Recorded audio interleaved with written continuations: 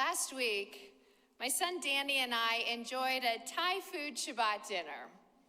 I know it's not very traditional, but we were traveling down south for spring break and visiting potential colleges. The two of us were getting along great, but that night, not communicating terribly well, and our dinner proved that to us. You see, he likes chicken in his pad thai, and I don't. I asked the waiter if he could do something crazy, half chicken, half tofu. We ended up with chicken on the side, and it was perfect.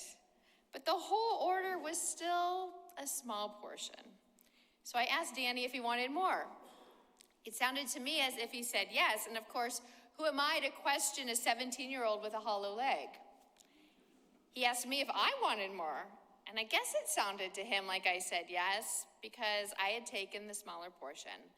But truth be told, I really wasn't that hungry. Suffice it to say, I ordered a second pad thai, but with the chicken mixed in, because I was ordering for him.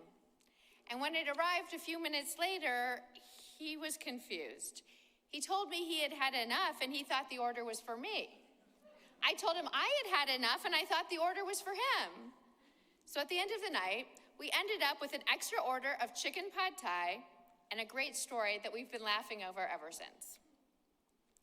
It's funny how, even with the best intentions, how hard it is to communicate.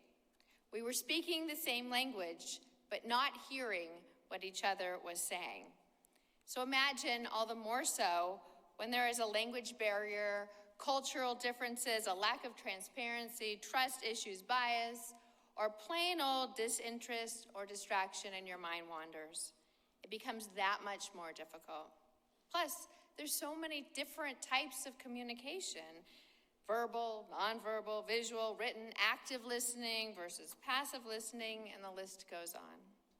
And more often than not, over the years, we've come to learn that these issues of communication are what divide us.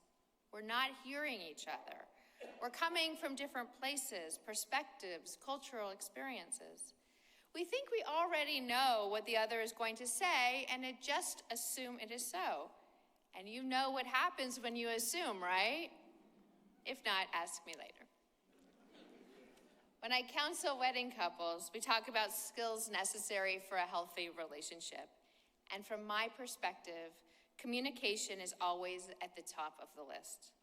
My philosophy is that if you can communicate, you can get through anything.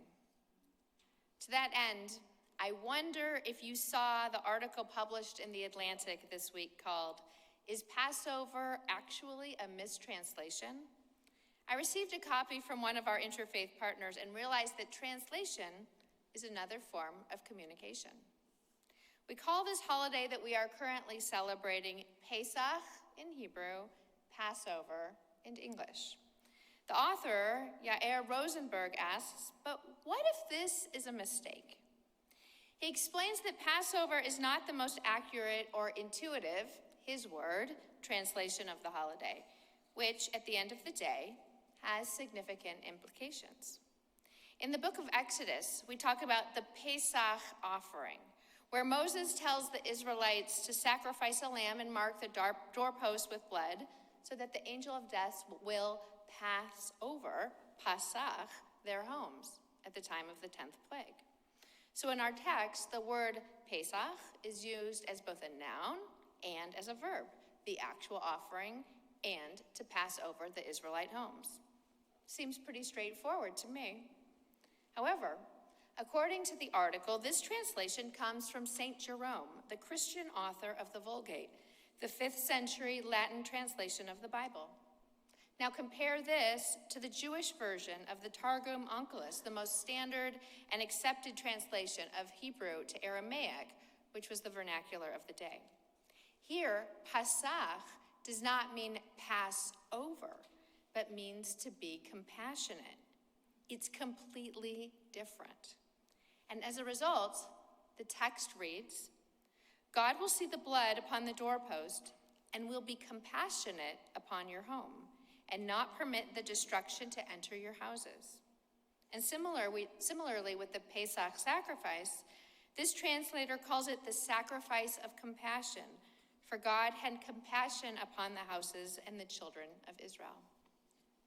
Later commentators, including the well-known Rashi, also reflect this idea in their explanations. So, how does translation change things in this way, in a practical sense? Well, Rosenberg explains, instead of the holiday marking what he calls a morally antiseptic act of omission, the passing over of Jewish homes, the holiday celebrates a deliberate act of compassion toward an enslaved people and calls on us to emulate that divine conduct ourselves. Passing over is almost an incidental act. The sacrifice of compassion is not. I'm very taken by this theme of omission versus intention and the deliberate act of compassion. I've always loved the festival of Passover because it causes us to reflect on hugely significant themes of faith, justice, freedom, and covenant. We welcome the stranger. We treasure our freedoms. We fight for justice for all who are oppressed, all because we were slaves in the land of Egypt. This translation of Pesach makes this all the more purposeful and all the more meaningful. Now, funny enough, on our return trip from North Carolina, it reminded me a bit of the Jews wandering in the wilderness, having just escaped Egypt and that 10th plague. You see, our flight was canceled, which in the moment felt like a plague, and we ended up driving home to West Bloomfield. Obviously, an 11-hour drive doesn't really compare to 40 years in the wilderness, but I was thinking about it just the same, especially how the Israelites confronted similar issues of communication, like when Moses went up the mountain to get the commandments and the people ended up building the golden calf, or when the scouts went out to spy the promised land and came back with reports of giants. Words do make a difference. But on our drive home, we had a different experience. Each time we passed an 18-wheeler, Danny attempted to communicate with the driver. He made eye contact, then smiled and nodded a hello. Practically every time, the driver smiled back and nodded back. There were no words, no language barrier, no cultural or political concerns, no issues with translation, just a nod and a smile, and sometimes the driver would give a tip of his cap. It was great. Wouldn't it be nice if it were always that easy? It can be.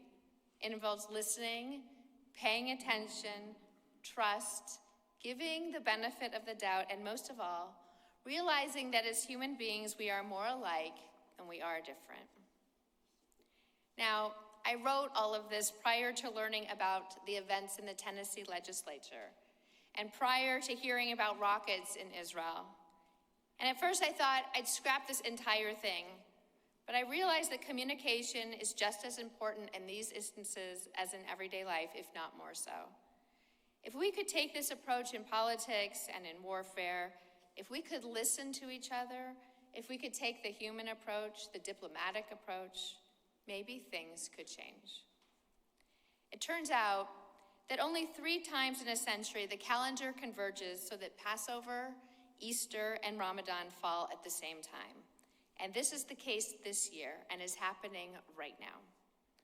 While these 3 holidays represent different values for our faiths, they nonetheless prioritize similar themes, particularly in terms of faith, renewal, and humanity. As these holidays converge, this is an auspicious time for our communities to seek out our commonalities, to share our stories with each other, to build bridges between us, and to understand the true value of genuine communication and how that can offer us the ability to build deeper relationships and understanding. And so to that end, I would like to share this greeting. For those who celebrate Pesach, Hag Sameach. For those who celebrate Easter, Happy Easter. For those who observe Ramadan, Ramadan Mubarak. And to all of us here tonight, with a nod and a smile, I wish you all Shabbat Shalom.